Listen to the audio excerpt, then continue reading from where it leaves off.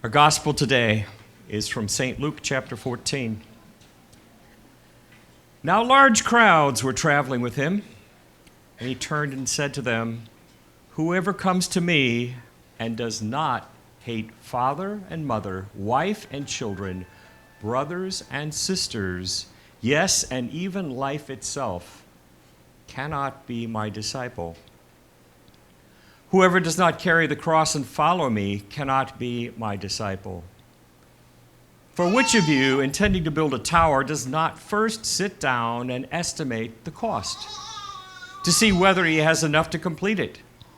Otherwise, when he has laid the foundation and is not able to finish, all who see it will begin to ridicule him, saying, 'This fellow began to build and was not able to finish.' Or what king, going out to wage war against another king, will not sit down first and consider whether he is able with 10,000 to oppose the one who comes against him with 20,000? If he cannot, then while the other is still far away, he sends a delegation and asks for the terms of peace. So therefore, none of you can become my disciple if you do not give up all your possessions." The gospel of the Lord. Thanks be to God.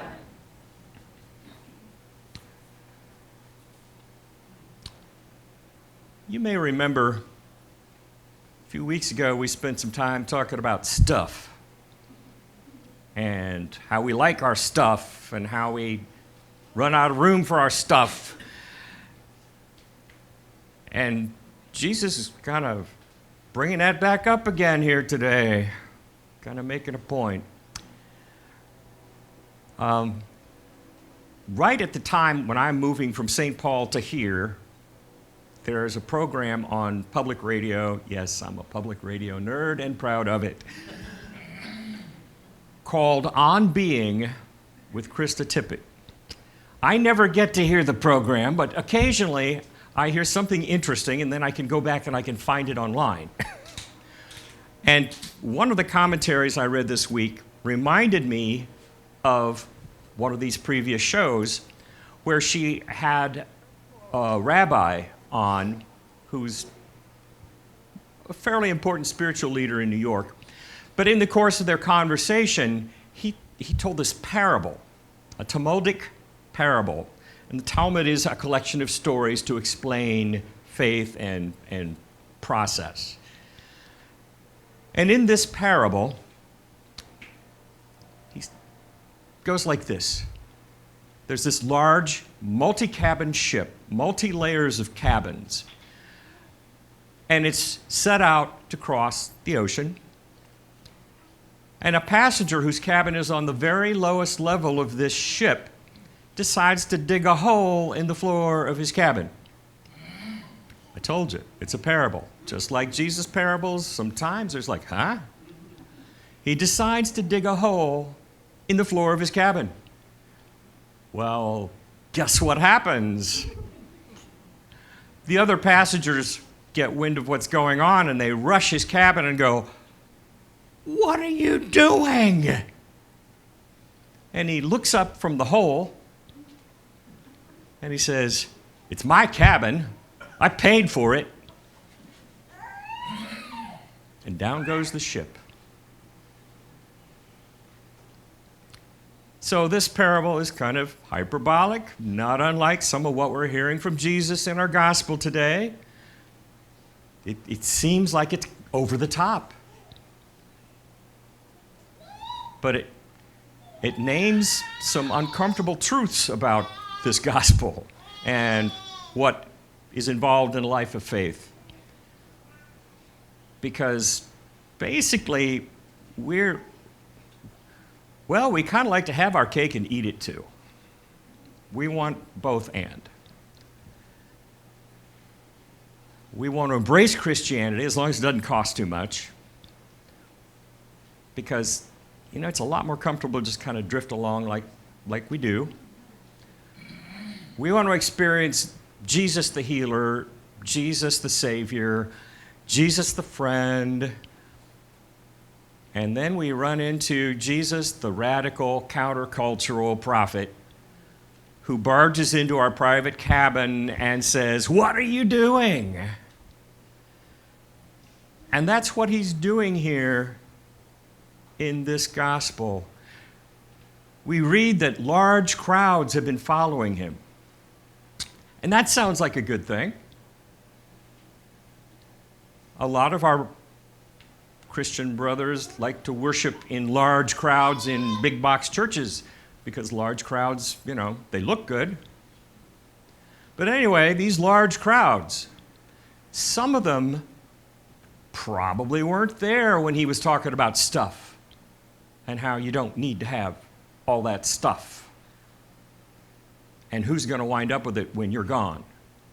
Some of them weren't there to hear what he did last week when he was like the anti-Emily Post and insulted all of the people who were jockeying for position and saying, "You don't act like that, come on, humble it down."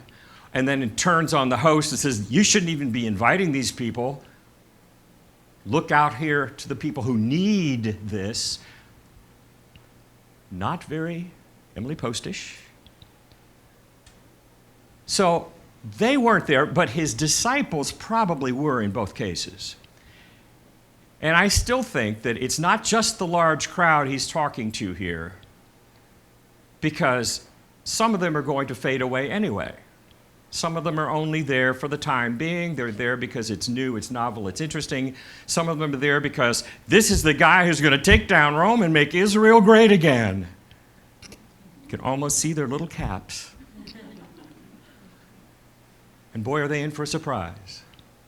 Some of them are there just because it's a big crowd, and, it's nice to be part of a big crowd. But I think Jesus is primarily talking to the core, the ones who've been coming along and have been hearing what he's been saying, because it's not like this is a surprise. He's been saying these things in different ways all the way on this journey. And he's reminding them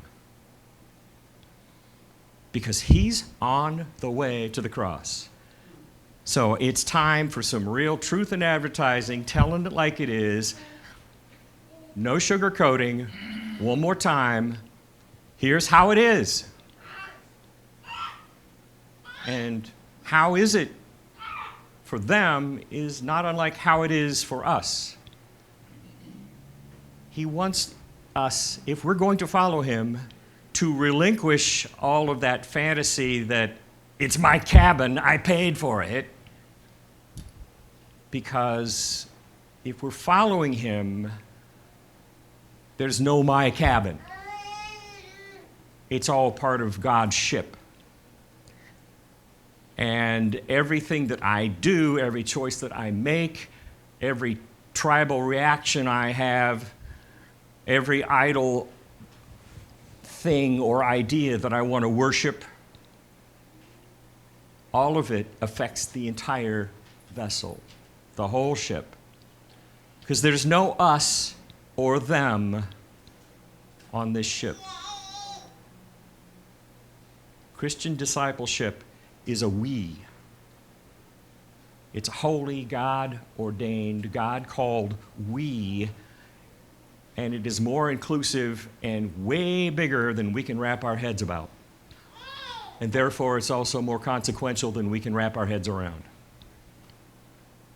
So if I'm going to say, yes, I'm going to be a disciple, then I am responsible for the we,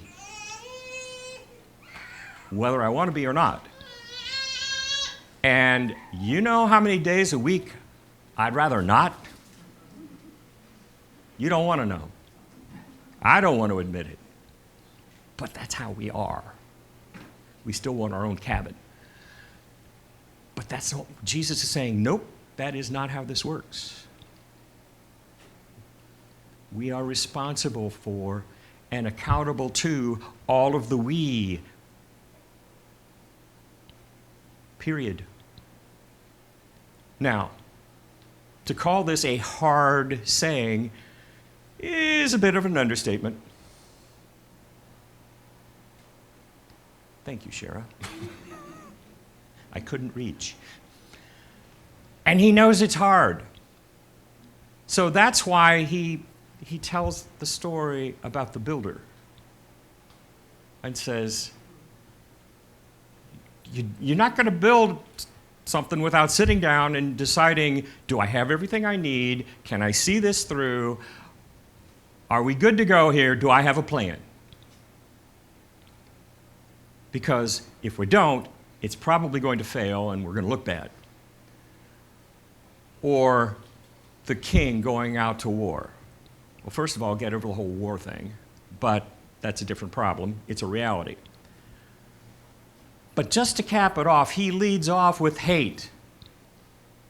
And we hear this in a very hyperbolic way. In all fairness, what he is saying here, in the biblical use of the term, the original term, is it's not what we think of as, I hate you, like with my AK-47. It's, I prefer something else. In the I love Esau and hate Jacob, he really meant, I prefer my son Esau. He doesn't hate Jacob, he just likes Esau better. Okay, parents, I'm not even going to ask. We're not going there. But what he is saying here isn't as hard as it sounds. It's good practical advice. Anybody else in the room endure Econ 101 back in the day? 1, 2, 3. Oh, good, I'm not alone this time. Well, I got to tell you, the only thing I remember from Econ 101, because there was a whole bunch of junk in there, the only thing I remember is opportunity cost. And if you were blessed to not have to endure Econ 101, you might not know what opportunity cost is.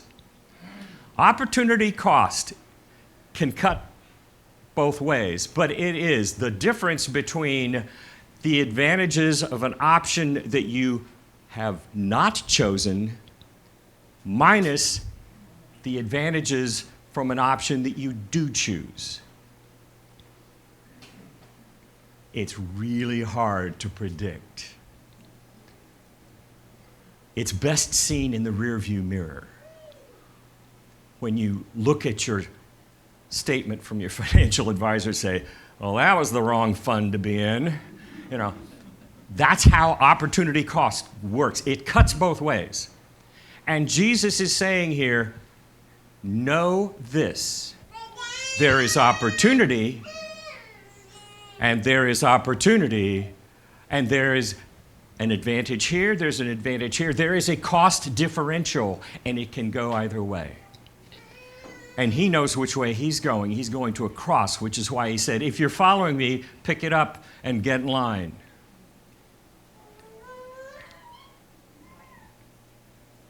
But he's saying, make a choice, but make an intelligent choice based on your ability to follow through.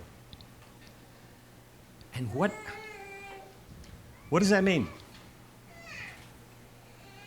What does that mean? Well, one of the things it means is that I have to stop and consider, what do I call mine?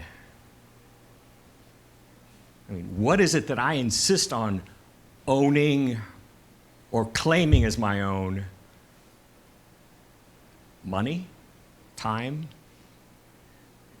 My political beliefs? My independence? You know, what is it that I'm possessive about? What do I cling to that is not God? And more importantly, as my possessive nature runs into Jesus' call to be a disciple, do I have the courage to change and to live less possessively and to prefer love rather than ownership, to prefer stewardship rather than exploitation? And I have to consider who's the we that I see on this ship. Or maybe I should say, who's the we I can look in the eye on this ship? How narrow is my circle of my people? The people that I'm willing to love, to welcome, to serve, and to make a sacrifice for. And can I get past that little circle and embrace the we on the ship that is so much bigger and riskier than anything I've ever done before? Because it transcends race, ethnicity, he said, trying to speak. It transcends religion, sexuality, and all of these social constructs that we are so comfortable with.